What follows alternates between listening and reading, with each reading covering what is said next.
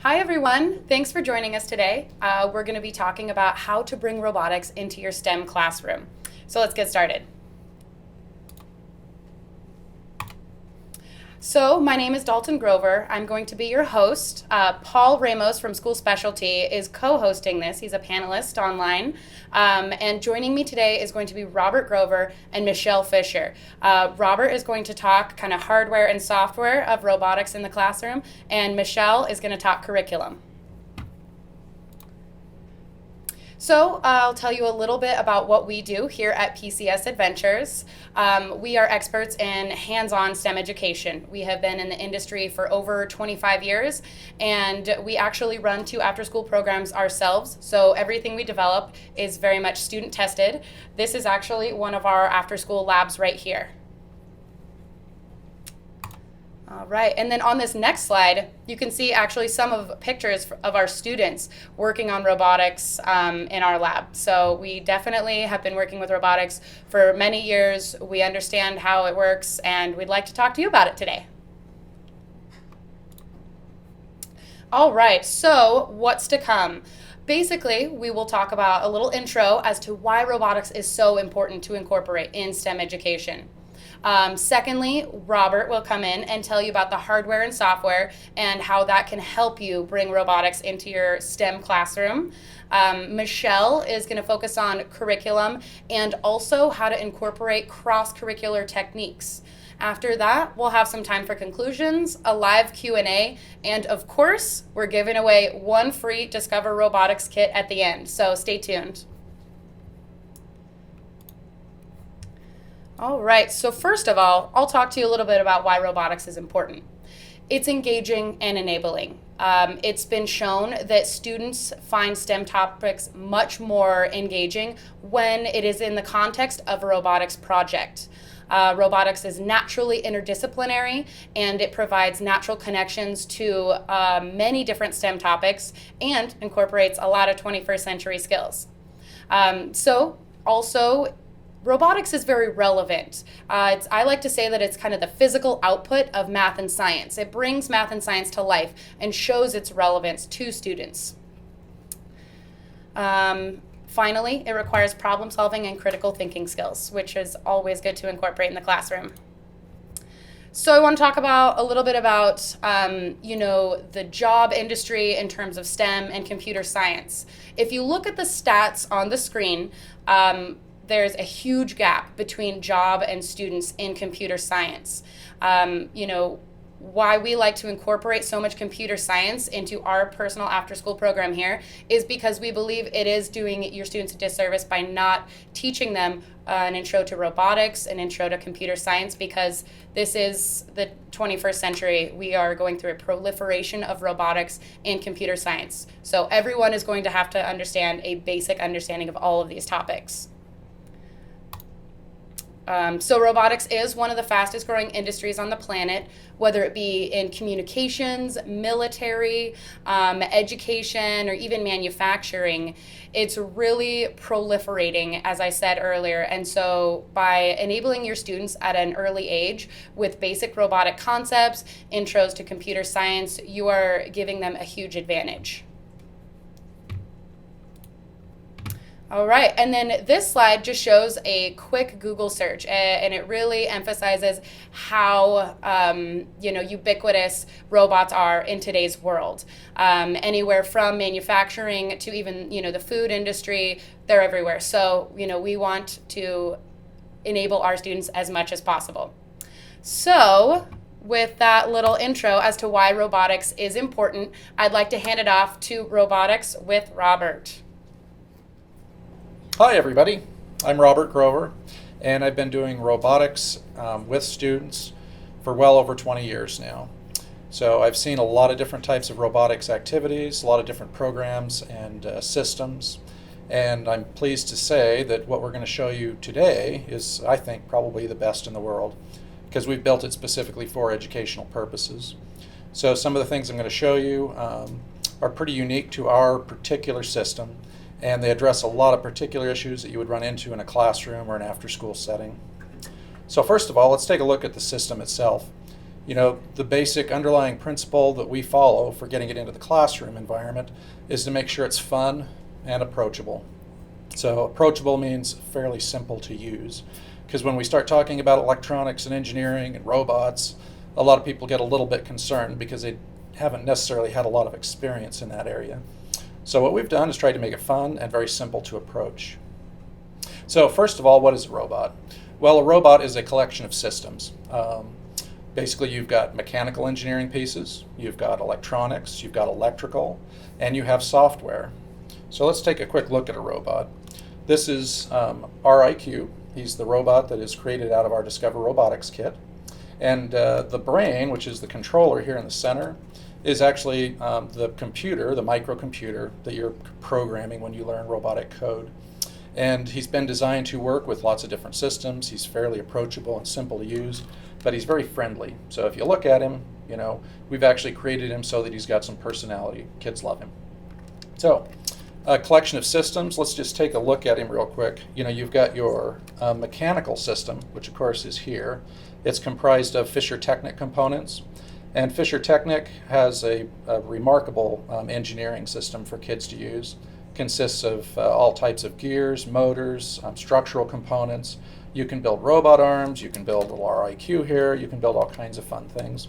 We've got a pretty good library of things that students have invented as well that we'd be happy to share with people further down the road.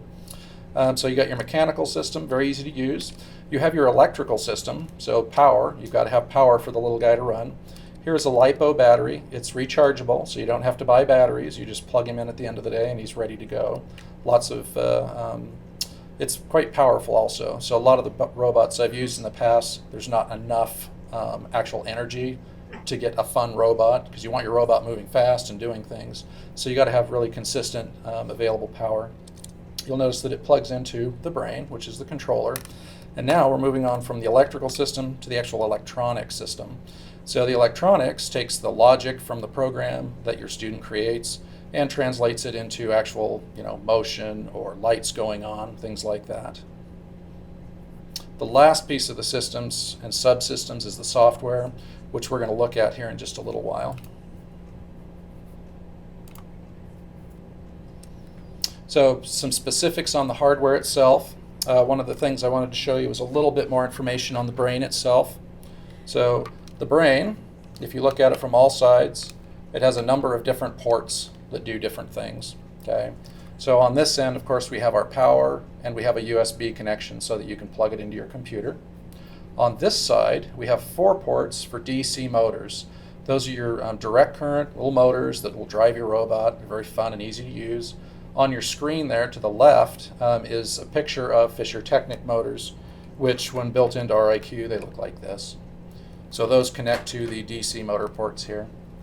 For advanced robotics, if any of you are familiar with servo programming, it's not included in the basic kit, but it indicates just how advanced the kinds of things you can do with this particular controller are. So you've got 4 servo ports, 4 DC ports again, and then over on this side you've got a complete set of 8 I/O ports for taking sensor data, pushing information out, lighting up lights.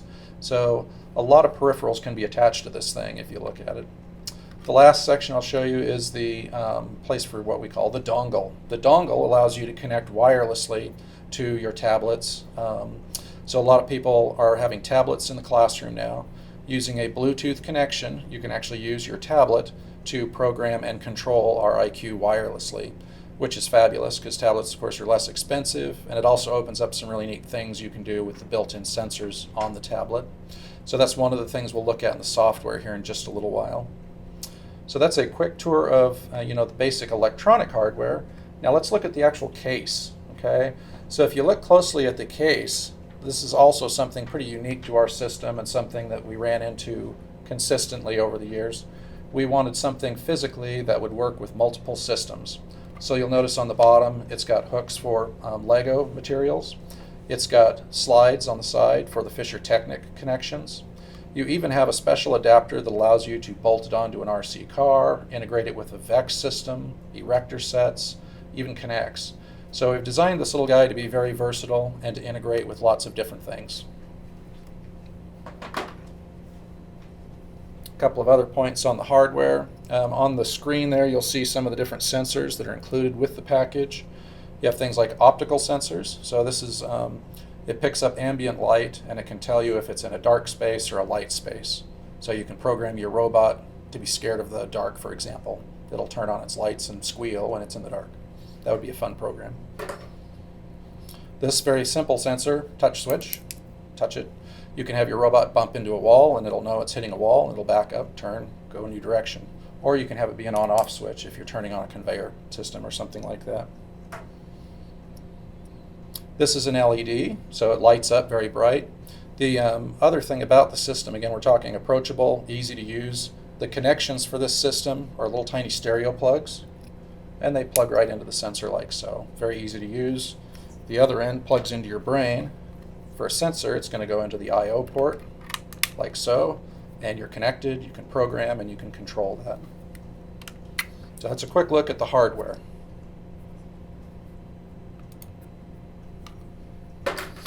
This diagram is actually from the user guide.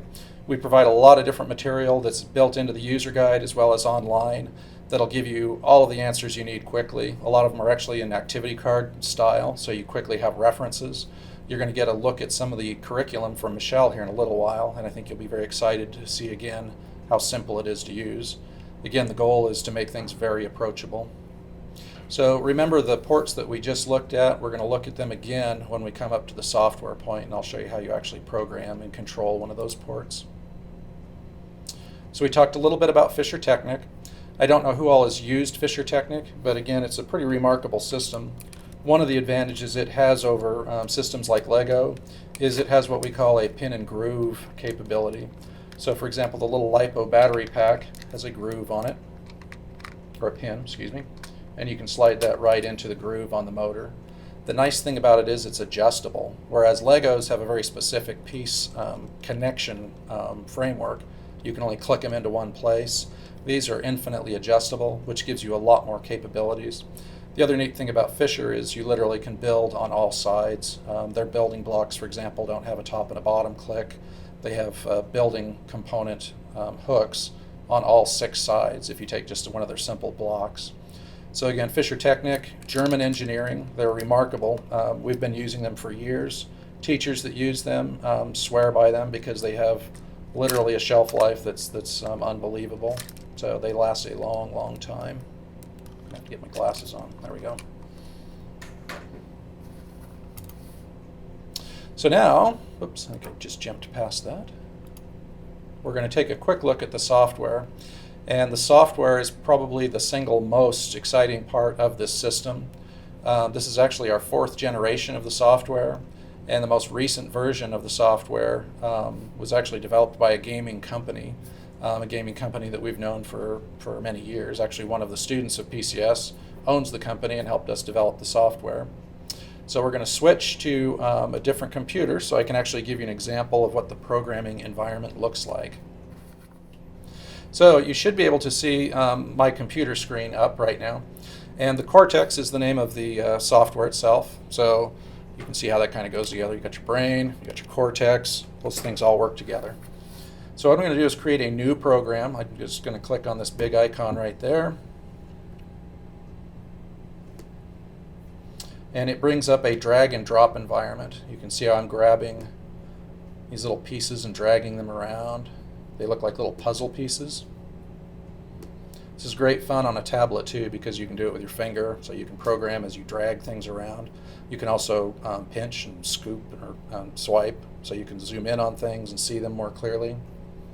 Over on the left-hand side of the menu, you'll notice color-coded areas. Each one of these is a different area for different types of commands.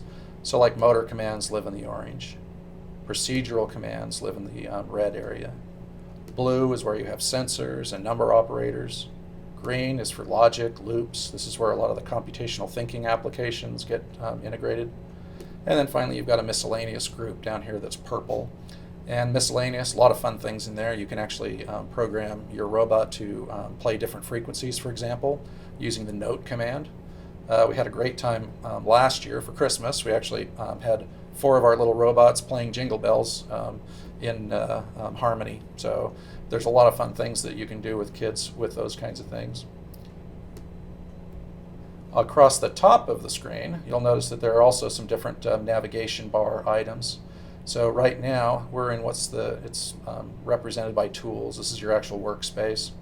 You've got another area that is for special sensors, which I'll give you a quick look at here in a minute. And then there's a special area here also for displaying code, which we'll get to see in a minute. What we're going to do is actually start by creating a program so you can just see how simple it is. So finally, we're going to open up the motor command area, and we're going to drag this command over and connect it. All programs begin with the main, conclude with end, and then your instructions that you're going to give your robot live between those two. Okay. So what you're doing is creating a fairly straightforward set of instructions, a little instructional stack. You're teaching your robot how to do something. So what we're doing here is we're addressing motor port A. And if you recall, we looked at the 4 servo ports on the side. They're clearly labeled A, B, C, D, so you know that you're addressing that particular port, which is A. So if I want to plug a motor in port A like so, this program that we're creating would be talking to that motor in just a minute. The other thing you can do, remember we have 4 motor ports, so if we want to address more than one motor, we just pull this little menu out and say, hey, I want to turn on B instead, or maybe C, or maybe all of them. You can turn them all on or just one at a time as you need to. So there's the first part of our program. We're talking to motor port A. We're going to make this a very simple program, and we're going to turn motor A on for a period of time. So you've got different states for your motor, on or off, basically. You can also control the state going forward, going backward. This is a very simple command that's just going to turn it on for a set period of time. We get that timer out of the sensor command and where the number operators live, and it just happens to be the first one here. We're going to drag him over. You see how he has a little place that he lives right there. It'll snap right on, and then we're going to end the program. And what we have to do is tell it how much time we want that motor to run for. So we're going to click on it, and we're going to enter a number. This is a great place for some applied mathematics. Okay, so that number represents tenths of a second. So you can ask a student, okay, that's tenths of a second as a fraction. How many seconds is your robot going to run now when I set that to the number 100?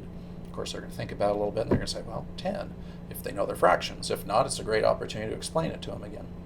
So here's our very first, very simple program. We've just created something that's going to address motor port A. It's going to turn that motor on for 10 seconds, and then it's going to end. And from there, you can see how very simple it is to create a program. And from there, you can actually start to build things. So let's say we wanted to turn on 2 motors. Let's say we wanted to turn motors on only when there's light in the room. That's when you start using things like your logic and loops and things like that. So it's a building process. The curriculum we've created makes it very simple. Starts out with something very simple like I just showed you and builds you up into very complex things, which kids frankly race through. Digital natives that they are these days, this is great ways to get kids excited about STEM and technology, because there's nothing more exciting, and I've even seen this with teachers going through training. They literally squeal and sometimes they jump when their robot turns on for the first time, because it's so simple. You've created something that actually translates into the real world and has something that actually happens. So I think I've got a program on this one that'll turn on so you can just see what he looks like when he's running. So he's running some wheels, lights are flashing, very simple, but great fun. Last thing I'll show you on the software before we move on, this menu that looks like a little game controller represents the virtual sensor area. And this is something very unique to our software as well, because it also acts as a canvas basically for creating a control panel for your very own robot. So let's say that a student wanted to create a robot that has maybe 3 or 4 sensors on it, and it wants a display panel of everything that robot's reading and doing. Okay? So up here, we've got display outputs for physical sensors. So this one's a light sensor. This one's an infrared sensor. This one's an ultrasonic. So right there, you'd have a little panel readout showing you all of the values of those sensors as your robot is wandering around. It's like you're building your own little control center. So that's how this area works, and you'll notice that there's a lot of things in here. All of your basic sensors, and then status of different things that might be plugged in. The next one, which is one of my favorite, these are called virtual sensors. And the virtual sensors are the ones that are built into tablets or the device that you're actually using to control your robot. In this case, we don't have a tablet with a built-in accelerometer, so that wouldn't work, for example. However, we should have a microphone that works. So you can see right there, it's picking up real data as I speak, and the meter is responding. So a perfect example, you could create a little program that's going to respond to the levels on that microphone so that your robot might just turn on when it gets loud enough. Had a great program that one person built. They built a little robot that had arms, and when they did a beat sound, the robot would dance. It was the funniest thing I've ever seen. And that was using just the simple motor commands and also things like the sound sensor. So again, great fun. If you're using your tablet, you can actually use things like this accelerometer, compass, GPS. So great fun. You could actually build your tablet into your robot and teach it to navigate to a particular location on the GPS. Requires a little bit bigger robot than our little guy here. He has a hard time getting over curbs, but it's certainly possible, and that's the kind of thing we do in this lab here. So that's a quick look at the Cortex. Very last thing I should show you is this menu right here. Over on the right-hand corner, looks like a little cursor icon. And what it does is it actually displays the code in Arduino. This is an Arduino platform for those of you who are kind of geeky and are studying robots. Arduino is an open hardware platform that allows you to access literally millions of community members that are now programming in Arduino. And the code that's displayed on the Cortex screen is actually Arduino. So you can show a student exactly what your drag and drop simple programming will look like when you start working into more advanced areas. So all of those things, again, we built into the Cortex to make it what we consider to be probably one of the best educational environments in the world for robotics. Just love it, and we're constantly improving it too. So with that, we'll switch back to our presentation now. So the next thing we're going to do is actually talk curriculum, and this is where Michelle is going to talk a little bit about our curriculum design and how products are packaged. And then at the end, I'll come back on with Michelle and Dahlton, and we'll be able to answer some questions. So, Michelle, you ready? Hi everyone, I'm Michelle Fischer and I'm our Director of Curriculum here at PCS, and I taught robotics both in the classroom and after school for 2 years before coming on here. And what I love most about it is that it is probably the most exciting topic I ever taught to kids. I think it's almost impossible to put a bunch of bricks or robotic parts in front of students and have them not just start putting them together. And so what we've developed is a curriculum that supports that. So for instructors, one of the biggest barriers to being able to teach robotics is often prep time. Robotics is often a new subject area. It was for me when I first started teaching, and so if you have to develop your own curriculum around it, that's a big investment of time. So what we've taken is distilled what we've been doing here in our lab for a number of years and packaged it into a curriculum that's really easy for instructors to implement and makes it really easy for students to get into doing what they want to do, which is to build their robot, make it move, get started right away. So like all of our products, it is very student driven. It's set up so students can go through at their own pace, spending as much time on the projects that they find most interesting, and it's really project based. So everything is translated from a program into a real robot where they're progressing towards these challenges that get harder and harder as they work through the curriculum. As they're going through, I'll talk a little bit about some of the assessments and alignments that are in there, and then also how that connects to other subject areas, especially if you're in the classroom or trying to connect it to maybe math or language arts, science, engineering. How is that built into the curriculum? So we have 2 different titles that are part of our same Discover series. And so one of them is called Discover Robotics and Programming. It uses the RIQ robot that Robert walked us through earlier. And this one really focuses on the computational thinking that he talked about and then the engineering design. So here in Idaho, we're just about to adopt the next gen science standards, and so engineering design is becoming a really big part of our science curriculum. And so this was specifically developed to support those skills that might be something coming into science classrooms. It also has a lot of connections to math and technical reading that I'll talk about a little bit more later.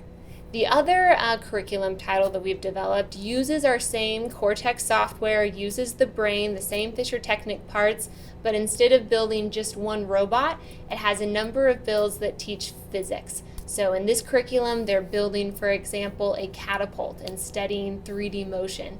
They might also build a vise using some special pneumatic parts to talk about gas pressure and forces.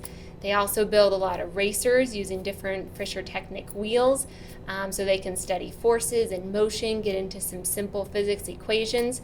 And so using those as a tie-in to classroom topics, they're also at the same time learning how to program in Cortex, getting this really strong introduction to robotics. So that's a great example of how this would translate into a science classroom that allows you to have a really full integrated STEM approach to teaching what you want to teach with science concepts, while also integrating engineering design. So to go a little bit more in depth, this is how our curriculum has been aligned. And so our curriculum is going out to a number of different audiences. We have teachers using it in their classrooms. We have people at Boys and Girls Clubs that use it after school. We use it here in our lab every day with different students. And so we've built it to be relevant to whatever situation you're in. So every card is going to be outlined in terms of 4 different sets of standards. So here in our lab, we are really big on habits of mind, which were developed by Dr. Costa out of California. And these are thinking practices. So they're things like taking responsible risks, finding humor, being creative. So one thing we really emphasize in lab, for example, is failure is awesome, which isn't something students have always heard before. But if something breaks, that's great. You figured out what not to do. What can you do next? So these are outlined in all of our curriculum, and lots of after-school programs have found they're a great fit. Same for the 21st century skills that Dahlton mentioned earlier. These are things like communication, collaboration, innovation. How can you solve problems using critical thinking? So these were all designed to build these kind of non-tangibles that are so important, but sometimes don't fit into traditional curriculums. For classroom teachers, we've also mapped them to Common Core state standards. So in Idaho, we're a Common Core state, and so we've connected it both to the math and the English language arts. So if you are a Common Core state, you know that nonfiction technical reading skills are a really big emphasis now, and so this is a great example of students practicing their technical reading skills, going through information that has integrated diagrams, visuals, and then obviously understanding that to be able to engage in these robotics projects. Finally, if you are a next-gen state, these are really well aligned to those next-gen engineering standards. And then again, if you get the physics kit, it's also really well aligned to the next-gen physics standards. So those are built to be relevant to whatever you're doing, and we're always happy to answer questions. Say if you're in Texas and you're wondering, how does this align to Tex?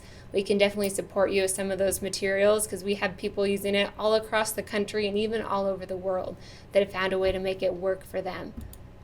So to get into a little bit more of the nitty-gritty, here's how our cards are set up.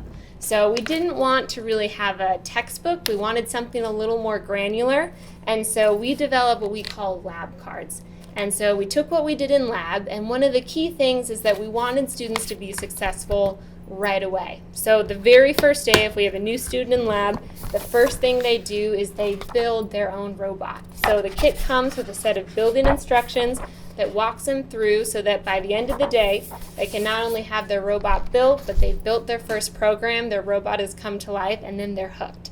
So it was set up to be broken down in a really step-by-step way so that students can be successful really quickly and then be excited to move on and go to the next level. So as a whole, it's meant to last at least 25 hours, but that's always with an asterisk because it's really going to depend on the student. So it's built, this curriculum in particular, for students grades 4 through 8, which is the majority of students we work with in our lab. And we try to keep it focused on how long would it take a 6th grader. So obviously if you have students that are really advanced, they might cruise through this, and students may also get really into some of their independent projects and spend a lot more time. But about, if you're trying to estimate, about 25 hours, and then it's broken down into 4 levels. So in our lab, we have kind of a modified version of the karate belt system. So they start in yellow and then progress to orange, purple, blue, and it has a built-in point system that was actually based on someone who was using this in their classroom to track their progress, and then with mastery-based assessments on the way. So how it's broken down is that each card is a series of projects, challenges, and then design projects that they can work through independently. So for example, if I was a student and I was on yellow card 2, I would pull this out, could take it back with me back to the table, and this is going to have everything I need to know to be successful with this set of material. So it's set up that the first couple of cards, maybe it would take half an hour, 45 minutes to work through. By the time they get to those end cards, it might take an hour 15, even an hour 45. So it does get progressively harder. So the way we set it up was very much based on Bloom's, that the first 2 parts are projects, and these are step by step. We have some amazing instructors here in lab, and so we had them write out, if they were explaining this to a student, what would they say? How would they break it down? So that it's all here for them as a reference. So it's going to walk them through even from the very basics of here's using Cortex for the first time. Here's how to set up your own profile. Here's how all the commands are organized. Here's how to drag and drop. Here's what all those different icons mean at the bottom. So that by the time they get to the challenge, which is here, make your first program in Cortex. You use some of these commands to make a simple program. They've got all the information they need. So this last part, these 2 challenges are really directly related to the projects, kind of at that application level. And then the design projects are meant to be open-ended. And here's where that creativity, that critical thinking comes in. For example, one of the design projects in yellow, once they've learned some of the basic motor commands, they attach the pen adapter to RIQ, so you can actually put a dry erase pen down onto a whiteboard and program him to draw different shapes. So we had a really ambitious student a little bit ago that didn't want to do a circle or a square, and she actually made a 5-point star all the way on the whiteboard using her different motor commands, and that was her design project. So this is where students really have time to adapt it, do something that they feel is independent to them, and then gives you a chance to assess how are they doing, what have they accomplished. So that's how it progresses through. At the end of each level is one big end design project that's kind of a culmination and then gives you a chance to really celebrate with your students what they've accomplished as they've worked through it. To give you a couple examples from physics as well, I've talked a little bit about robotics. What that might look like if you were integrating this into a physics classroom, for example, as they're building, they wouldn't necessarily build RIQ on the first time. They might pull out a set of build instructions, for example, here that has them hooking up their brain to a pneumatic pump that then can move a piston. So this might be one of their first really simple builds. As they progress, here's a build they do later where they actually would connect that brain and that compressor to a vise that then they can use to do some experiments. So this is one really great way to integrate it into physics. Some other teachers have integrated it into math classrooms, for example, hitting on geometry concepts with the shapes. There's also some great integrated ratios. Another one of the challenges, for example, is figuring out, once you know how far your robot goes with 1 rotation, how can you program it to go 10 feet? How far would it go in 5 rotations? So lots of people have found great ways to integrate it into a math classroom as well. So I wanted to give you a couple examples of what exactly does that look like. So we have instructors and teachers using these in all sorts of different environments, and they've found some really creative ways to make it work for their students. So one example that we find that works really well in elementary classrooms is if you have kind of an open environment, it's a great station option.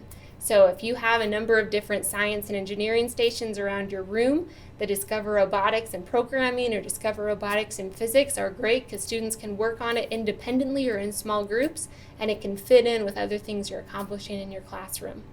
Another way it can work that's been really great in middle school classrooms is, say you're doing an extended physics unit, you could use Discover Robotics and Programming or Discover Robotics and Physics especially as a great kickoff to your unit.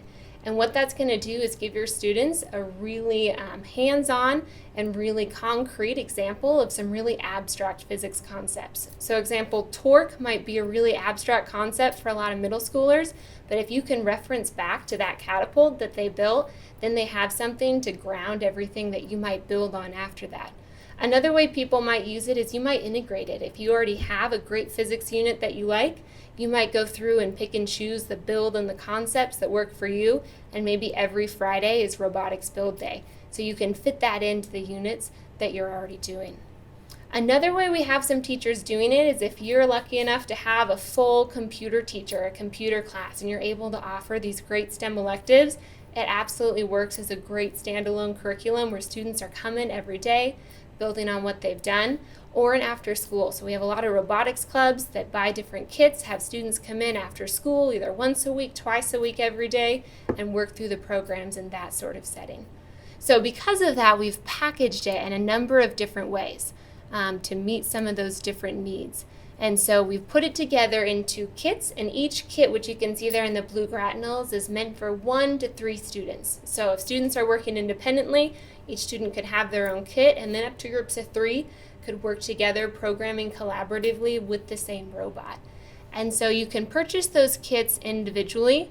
So for example, we have a number of homeschool parents that have bought the kit, used it at home with their students. Another example would be just down the street, we have a Boys and Girls Club that's using our Discover Robotics and Programming kits, and they bought what we call the value pack. So that has 5 kits, so that could work for 5 individual students or up to 15. So that works really well, again, in those clubs or after-school programs.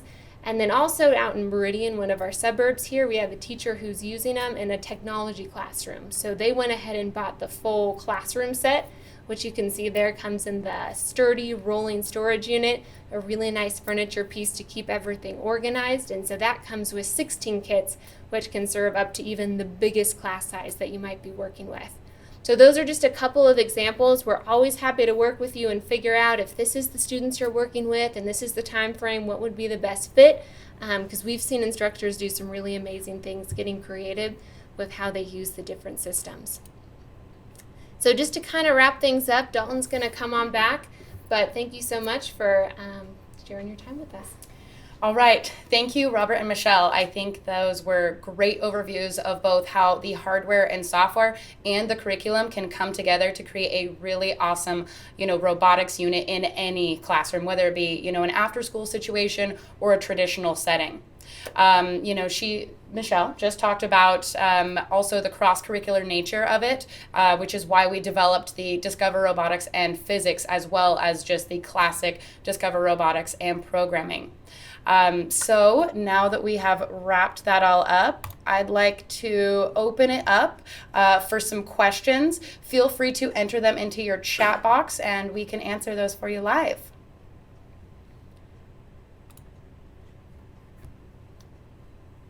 We'll see if there's any questions that pop up here. I'll invite Michelle and Robert back onto the screen.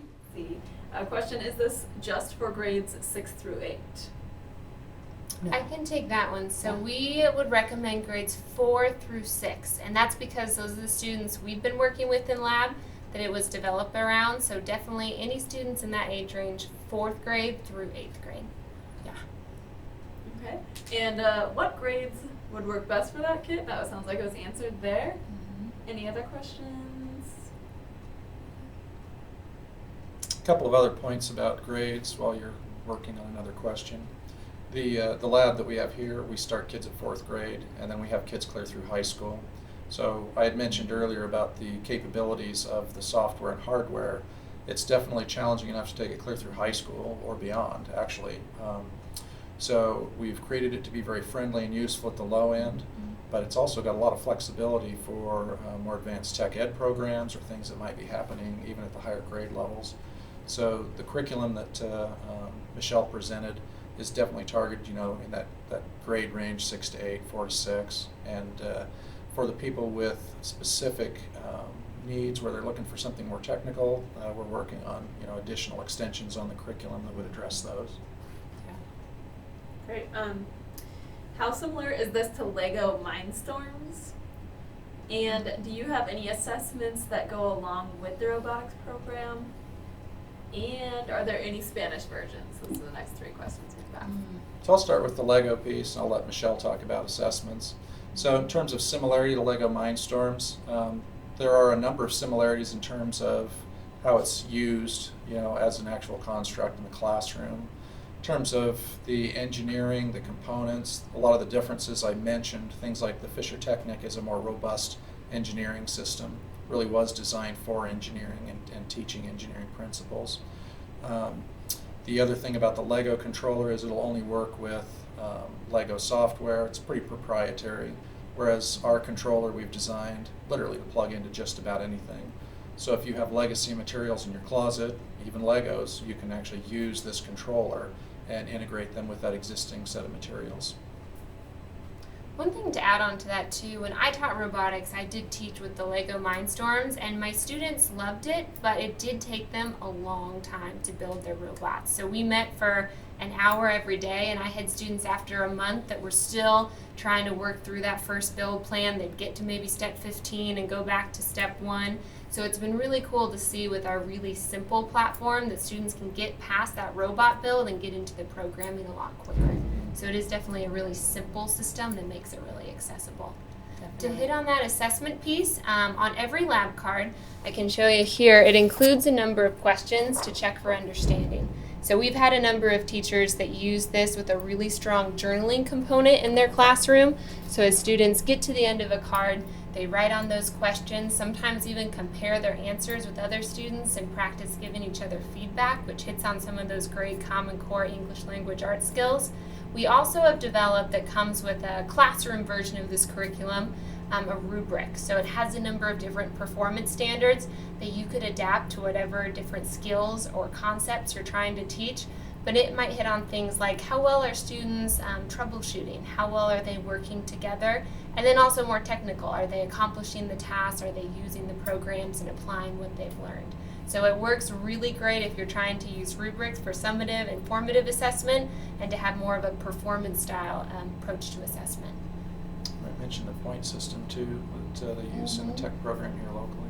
Oh, Yeah, so if you're in a school that's still using, you have to assign a grade to every sort of assignment that you have. Every card has in the corner a number of points assigned to it. So as students finish a card, they earn 5 points. You can check off that they've made that progress to earn those points, and so by the end of the curriculum, they've earned all of 100. So it's really set up to work if you're still working with a point system. There are points attached to every card. If you're in more of a performance system, then you also have those checks for understanding and then the performance assessments at the end of each level. All great points. Do we have any final questions before we announce our winner of the Discover Robotics kit? Looks like that's all the questions. Spanish version.